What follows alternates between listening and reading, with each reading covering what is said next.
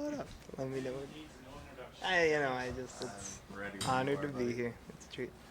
Alrighty, Mark. So 8 under through 2 rounds in a nice position for the weekend. How would you characterize today as compared to yesterday, and how it's gone overall? Yeah, I think overall I'm probably happier with today's round than yesterday's because I really didn't feel that great today. I was kind of fighting my swing the whole day, so to manage it the way I did and get something under par, I felt like was a lot more of an achievement than yesterday when I really felt good with my irons. I think I led the field in strokes gained approach yesterday, so things were really clicking. So anytime you can still shoot in the 60s without your A game, it feels really good.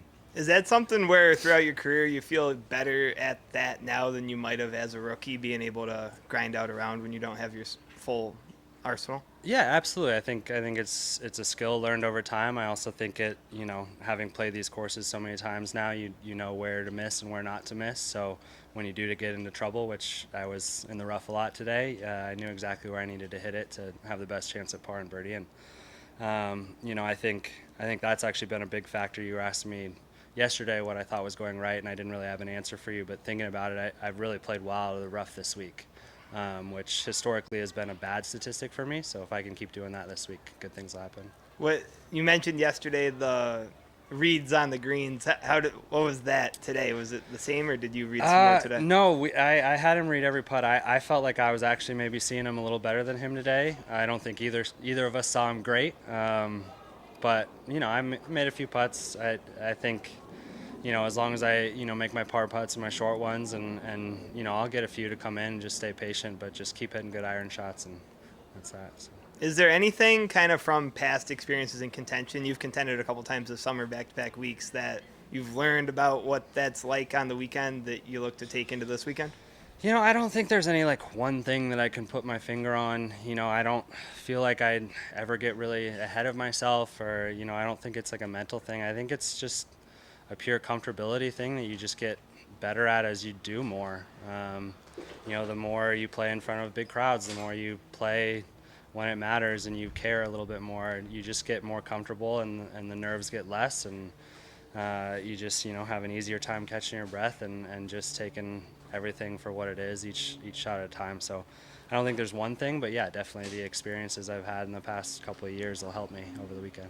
Is there anyone you've talked to about what that's like, any fellow players, and how to like manage down the stretch?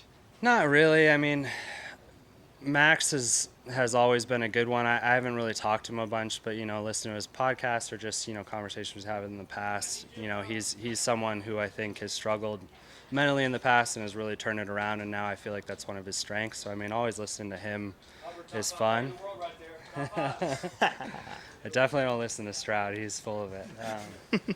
But yeah, no, I mean, I think just my friends in general, Max and Joel. But we don't really talk a lot of golf, to be honest. And even with my caddy on the course, we don't talk a lot of golf. So Great playing, Mark. thanks, you're, bud. You're the man of the moment Yeah, right see, now. I'm not talking to anybody. They're talking at me. So yeah, I mean, little conversations here and there, but nothing really I could point my finger to that I'm gonna fall back on.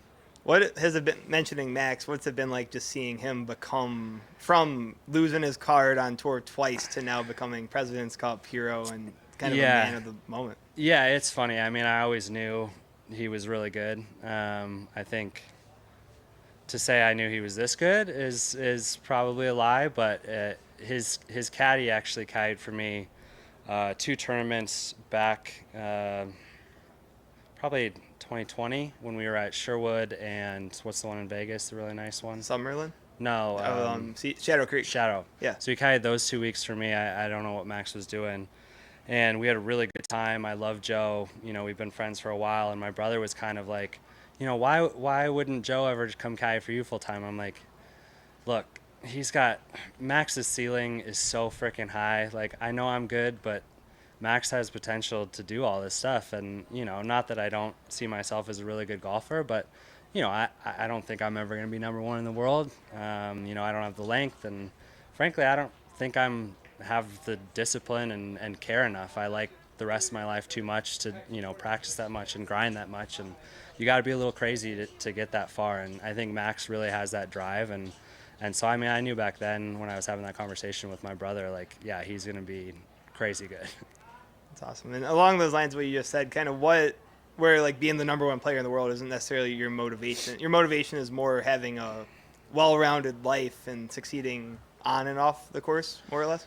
Yeah, and I mean, like I want to be the best version of myself.